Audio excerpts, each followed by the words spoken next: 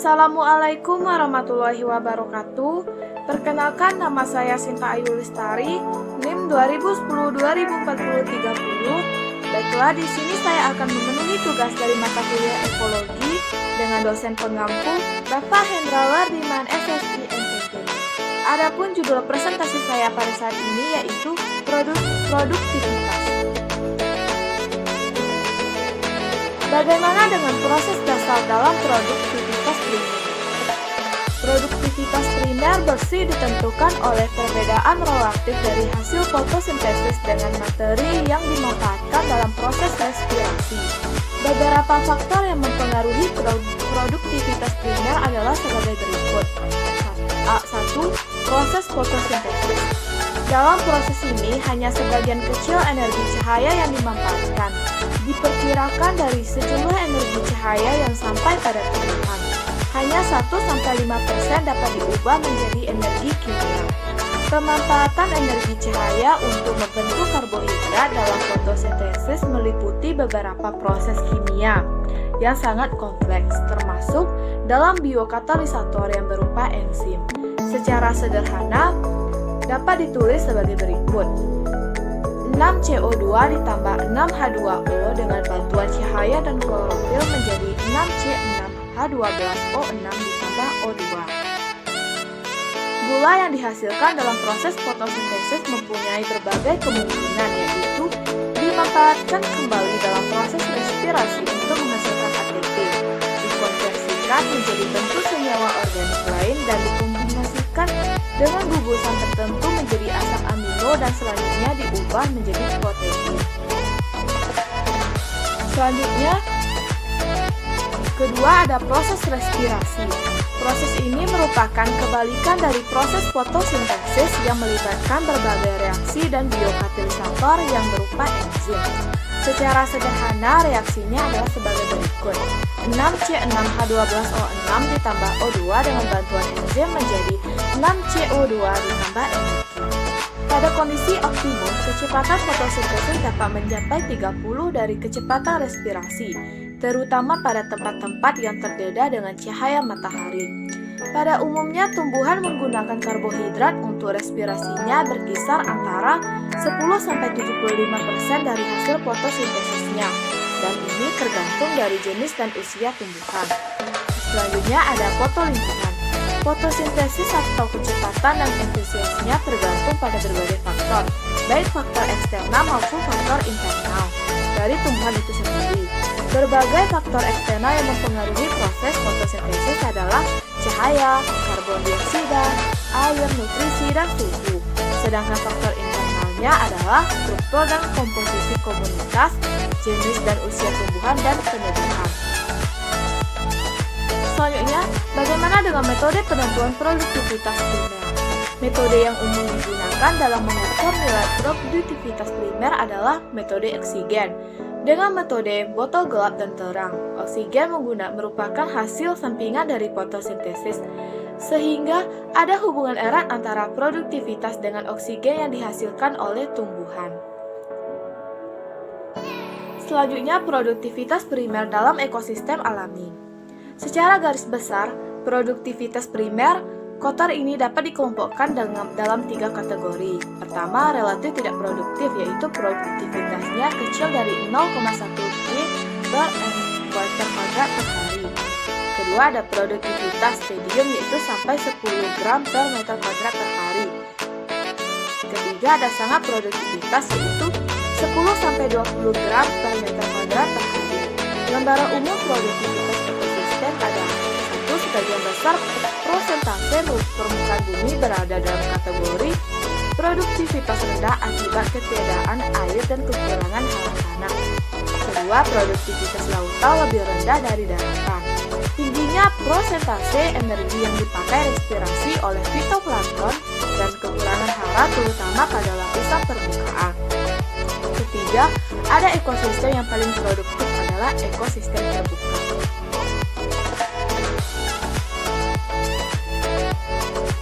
Selanjutnya ada produktivitas ekosistem. Sumber energi utama bagi kehidupan adalah cahaya matahari. Energi cahaya matahari masuk ke dalam komponen biotik melalui produsen atau organisme fotoautotrofik yang diubah menjadi energi kimia tersimpan di dalam senyawa organik. Energi kimia mengalir dari produsen ke konsumen dari berbagai tingkat trofik melalui jalur rantai makanan. Energi kimia tersebut digunakan organisme untuk pertumbuhan dan perkembangan. Kemampuan organisme dalam ekosistem untuk menerima dan menyimpan energi dinamakan produktivitas ekosistem. Produktivitas ekosistem terdiri dari produktivitas primer dan produktivitas sekunder serta konsumen final.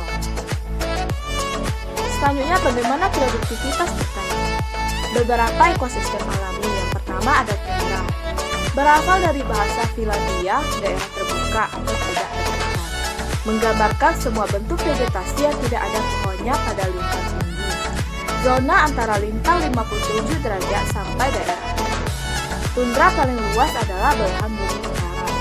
Kondisi lingkungan suhu minimal 7 bulan setahun. Suhu di bawah titik buku, bulan terdingin di selatan 10 derajat Celcius belahan utara, min 35 derajat Celcius. Masa pertumbuhan hanya 2-3 bulan. Selanjutnya, hutan. Curah hujan tahunan rendah yaitu 300 mm sampai 500 mm. Tergantung garis lintang dan letak dari pantai. Kebanyakan jatuh sebagai salju. Panjang hari bervariasi 2/3 zona tundra terus-menerus siang pada musim panas dan terus-menerus malam pada musim dingin.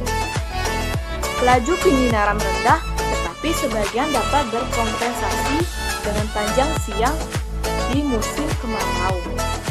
Pertumbuhan. Selanjutnya, angin. Tidak ada penghalang fisik sehingga hembusan angin kuat. Selanjutnya, tanah. Kebukuan bersifat permanen dari lapisan tanah kedua atau subsoil merupakan karakteristik dari tundra. Lapisan ini tidak dapat ditembus akar. Akibat proses pembekuan dan pencairan lapisan permukaan tanah menjadi rusak sehingga mengganggu pertumbuhan akar. Selanjutnya, produktivitas. Laju 0,5 gram per meter kuadrat per tahun pada musim pertumbuhan, laju produktivitas cukup tinggi. Selanjutnya, rantai makanan yaitu pendek, tingkat tropik sedikit. Siklus nutrisinya kekurangan terutama nitrat, penguraian lambat karena suhu rendah dan genangan air. Karakteristik vegetasinya, komunitas tundra pendek dan tidak dapat pelapisan yang berarti. Berdu, rumput, lumut, dan lumut kera adalah yang predominan. Ke arah selatan, tundra berangsur-angsur berubah menjadi hutan konifer dari zona boreal. Ke utara, penumpukan vegetasi menjadi renggang dan berubah menjadi velvet dengan minimal 50% lahan terbuka yang kemudian menjadi terbuka sama sekali. Selanjutnya ada padang rumput, menguasai daerah yang luas di dunia baik tropika maupun temperata. Di temperata dikenal dengan prairie atau steppe, tidak mempunyai tumbuhan berkayu. Di tropika dikenal dengan savana, yaitu biasanya memiliki pohon dalam vegetasinya. Kondisi lingkungannya, curah hujannya rendah. Hujan kebanyakan turun pada musim semi dan awal musim panas dengan laju evapotranspirasi tinggi. Bentuk vegetasinya bentuk tubuh pendek, struktur pelapisan sedikit. Produktivitasnya kecil, tegakan atau standing crop kecil dengan prosentase biomasa di bawah tanah besar. Rantai makanannya pendek tapi kompleks. Sebagian besar energi mengalir melalui rantai makanan berada dalam tanah. Sedangkan siklus nutrisinya, penguraian cepat sehingga siklus nutrisi cepat jumlah yang tersirkulasi relatif rendah. Karakteristik vegetasinya yaitu rerumputan vegetasi savana bersifat kokoh. Perennial berdaun pipih, kasar, kumuh, dan cepat. Pepohonan dan semak belukar yang berasosiasi dengan savana tahan api yang dikarakteristik dengan kulit batang tebal dan bergambus. Tumbuhan herba cenderung bersifat xerofit dan mempunyai organ penimbun dalam tanah. Savana dapat dikelompokkan dalam 4 bentuk, yaitu rumput tinggi dengan pohon pendek, rumput tinggi dengan akasia, rumput xerofit tidak merata, savana bersifat woodline. Selanjutnya ada hutan. Yang pertama hutan boreal, dikenal juga sebagai hutan konifer di belahan bumi utara atau taiga, menempati zona mulai dari perbatasan dengan tundra sampai dengan 800 km ke selatan kondisi lingkungan. Curah hujannya 375 sampai 500 mm per tahun. Umumnya turun sebagai salju. Evaporasi rendah, suhunya lebih tinggi dari tundra. Rata-rata bulan terpanas di atas 10 derajat Celcius. Masa pertumbuhan 3 sampai 4 bulan. Total cahaya dalam penyinaran rendah pada musim berhari panjang kadang-kadang membeku pada musim dingin. Anginnya berkecepatan menurun karena kehadiran pepohonan. Di bawah kanopi kelembapan relatif tinggi, sedangkan produktivitasnya rendah 3000 kcal per meter kuadrat per tahun karena musim pertumbuhan pendek dan rendahnya pemasukan energi. Rantai makanannya pendek, tingkat tropis sedikit, keragaman fauna rendah dan biomasa kecil. Siklus nutrisinya pendek dan kurang subur, atau konifer tidak terlalu menyenangi nutrisi, sehingga sampah daun mengandung nutrisi yang rendah. Tanahnya berasosiasi dengan tanah jenis bedsol, nutrisi kurang, asam, penggerakan air menembus tanah menyebabkan tercucinya lapisan permukaan tanah, ampa daun menumpuk di permukaan atau penguraian oleh jamur dengan proses yang lambat. Karakteristik vegetasinya, komunitas homogen dengan keragaman rendah, penyebaran luas, kanopi jarang, pertumbuhan vegetasi bawah terbatas. Selanjutnya, produktivitas. Hutan hujan tropika. Kondisi lingkungannya, curah hujan melebihi 2000 meter per tahun sepanjang tahun dengan 1 atau lebih bulan kering. Suhu dan penyinaran tinggi, sangat kecil variasi musim. Kelembapan sepanjang waktu tinggi. Produktivitasnya paling produktif 20.000 kcal per meter kuadrat per tahun. Rantai makanannya panjang dan sangat kompleks. Organisme terspesialisasi karena tingginya laju aliran energi dan adanya kompetisi antara jenis tumbuhan.